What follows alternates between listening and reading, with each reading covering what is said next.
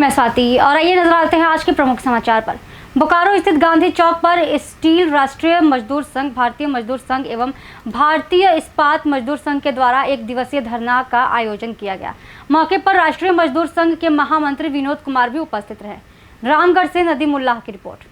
भर में भारतीय मजदूर संघ के द्वारा पब्लिक सेक्टर सम्मेलन समिति के द्वारा ये 3 तारीख को बैठक में निर्णय लिया गया कि भारत सरकार जो है पब्लिक सेक्टर अंडरटेकिंग को बेच रही है, श्रम कानून को निरस्त कर रही है। इसी के विरोध में भारतीय मजदूर संघ के इकाई सभी औद्योगिक क्षेत्र में एक दिवसीय धरना का कार्यक्रम कर रहा है। जो भारत सरकार जो मजदूर विरोधी नीति जो राजस्थान, उत्तर प्रदेश, मध्य प्रदेश में जो श्रम कानून को निरस्त किया गया है, इसको वापस किया जाए और पब्लिक सेक्टर को बेचना बंद किया। इसी के लिए हम लोग आज भारतीय मजदूर संघ के सभी यूनिट स्टील में, कोयला में और सारे इंडस्ट्रीज में जो है आज एक दिवसीय धरना का कार्यक्रम चल रहा है। कुछ पर्टिकुलर आपकी मांग है कि वही नशेबाजी और अश्लील हरकत का विरोध करना महिला को पड़ा भारी। घटना विष्णुगढ़ थाना क्षेत्र के अहेरुआ राजा रामपुर गांव की है, जहां दबंग युवक ने महिला के सर में पत्थर मारकर की हत्या। नशे में धुत युवक घर के सामने ही कर रहा था अश्लील हरकत। पुलिस मौके पर आरोपी युवक सहित 3 लोग को हिरासत में ली। कन्नौज से हमारे संवाददाता सौरभ शर्मा की रिपोर्ट। देखिए, एक राजा रामपुर पड़ता थाना विष्णुगढ़ में दोपहर में सूचना मिली कि 2 पक्षों में, मुस्लिम पक्ष है दोनों, आपस में किसी बात को कहा सुनी हुई है। नौबत यहाँ तक आ गई कि मारपीट हो गई, जिसमें एक पक्ष की महिला नाम संजीदा बेगम, उसकी गंभीर चोट आई, सोसैया अस्पताल में लाए और जहाँ उसकी मृत्यु हो गई है। और इस मामले में अभी फ़िलहाल 3 गिरफ्तारियाँ हो चुकी हैं और तहरीर अभी प्राप्त नहीं हुई है। तहरीर जैसे ही प्राप्त होगी विधि अनुसार कार्रवाई की जाएगी। सर, क्या विवाद क्या था सर? देखिए, विवाद तो अभी स्पष्ट नहीं हो पाया है। पता लगा है जो वादी पक्ष का है वो बता रहा है कि कोई दूसरे पक्ष का नहीं, जो इसमें मेन मुलजिम बताया जा रहा है, जिसने किसी पत्थर या किसी चीज़ से वार किया था, वो शराब के नशे में था और उसके द्वारा वादी के घर के सामने कुछ ऐसे प्रकार की अश्लील हरकतें वगैरह की गई, जिसका वादी द्वारा विरोध किया गया था। संभवतः इसी बात को लेकर के आपस में वाद विवाद हुआ है और इस प्रकार की ये दुखद घटना घट गई। इसमें सर कोई घायल भी? देखिए, घायल का तो अभी स्पष्ट नहीं हुआ, लेकिन शायद एक महिला कोई और चोट आई है। अभी स्थिति स्पष्ट नहीं है, क्योंकि पूरा फोर्स जो है मुलजिमों को पकड़ने के लिए और अस्पताल में है। इसलिए ये धीरे धीरे करके स्पष्ट हो पाएगी कि इसमें और कितने लोग घायल हैं। रामगढ़ चतरा में चलाया जा रहा है शिक्षक छात्रों के द्वारा कार्यक्रम। बच्चों के घर जाकर पढ़ा रहे शिक्षक। जी हां, कोविड-19 कोरोना वैश्विक महामारी के कारण जहां सारे विद्यालय बंद हैं और ऑनलाइन क्लास पर ज्यादा जोर दिया जा रहा है, वहीं जिले के टंडवा प्रखंड स्थित उत्क्रमित उच्च विद्यालय हेसातु के शिक्षकों के द्वारा बच्चों को पढ़ाने के लिए अनोखी पहल की गई है। इनके द्वारा शिक्षक छात्रों के द्वारा कार्यक्रम चलाया जा रहा है और यह कार्यक्रम वैसे गरीब ग्रामीणों के बच्चे जिनके पास स्मार्टफोन नहीं है, उनके बच्चे ऑनलाइन क्लास कार्यक्रम से नहीं जुड़ पा रहे हैं और वैसे ही बच्चों को शिक्षक गांव व टोलों में जाकर न सिर्फ पढ़ा रहे बल्कि डीजी साथ में दिए जा रहे हैं। टॉपिक्स को बताते हुए उनका ज्ञानवर्धन भी कर रहे हैं।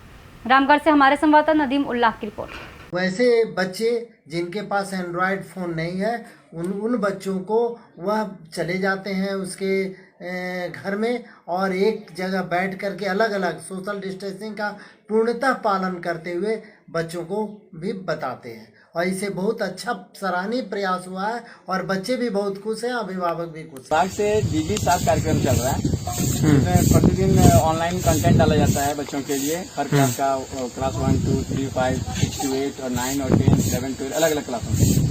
तो जब बहुत सारे हम लोगों ने ग्रुप बनाया, व्हाट्सएप ग्रुप बनाया और जब शाम को हम लोग फीडबैक लेना पड़ता है, तो जब पेरेंट्स से फ़ोन करते थे, जो बच्चों से बात करते थे या उनके संपर्क में उनके घर जाते थे, तो उनसे पूछने का मैंने खोला था व्हाट्सएप, तो बोले नहीं सर, तुम्हें क्या प्रॉब्लम है।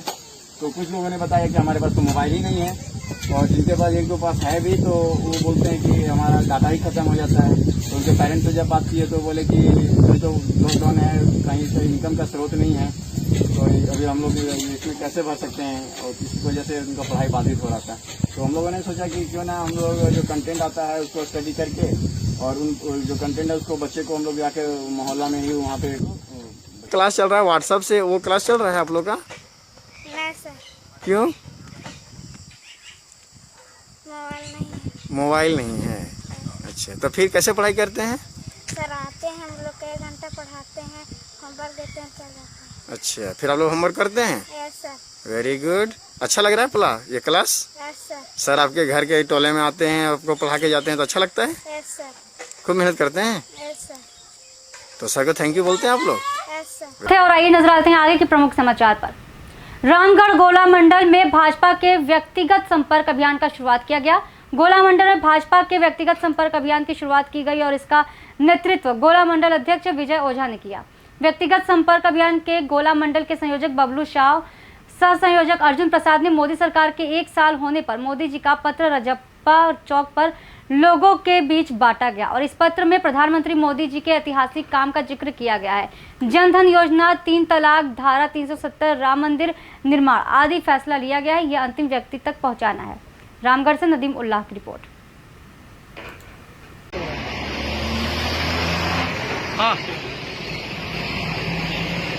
आज भारतीय जनता पार्टी गोला मंडल के द्वारा व्यक्तिगत संपर्क अभियान का शुभारंभ किया जा रहा है। इस अभियान के तहत हम लोग पूरे गोला मंडल के 84 बूथों में सभी जगह बूथ अध्यक्ष, कार्यकर्ता, पंचायतों के संयोजक, मंडल के व्यक्तिगत संवाद संयोजक बबलू साहब के नेतृत्व में जाएंगे और सभी को 1 वर्ष में माननीय नरेंद्र मोदी की जो ये दूसरी पाली की सरकार ने जो ऐतिहासिक निर्णय लिया है, एक से एक पुराने जो 70 वर्षों में जो कार्य नहीं हुए थे, जो विवाद फैला हुआ था, वैसे समस्याओं का समाधान किया है। इसकी जानकारी घर घर जाके देंगे और भारत सरकार के कल्याणकारी योजनाओं को जाके बताएंगे। उप विकास आयुक्त हजारीबाग उप विकास आयुक्त विजया यादव ने अपने आधिकारिक ट्विटर हैंडल के माध्यम से जानकारी साझा करते हुए कहा है कि यदि किसी भी मनरेगा कार्य में जेसीबी मशीन द्वारा डोभा या तालाब निर्माण का कार्य किया गया है तो लोग इसकी जानकारी 9431140734 इस नंबर पर दे सकते हैं या अपने अनुमंडल के अनुमंडल पदाधिकारी को सूचित कर सकते हैं। जानकारी साझा करने वाले का नाम गुप्त रखा जाएगा और दोषियों पर सख्त कार्रवाई की जाएगी। रामगढ़ से हमारे संवाददाता नदीम उल्लाह की रिपोर्ट। तो ये थे अभी के समाचार। आगे कुछ खास खबरों के लिए बने रहिए फास्ट न्यूज इंडिया के साथ। धन्यवाद।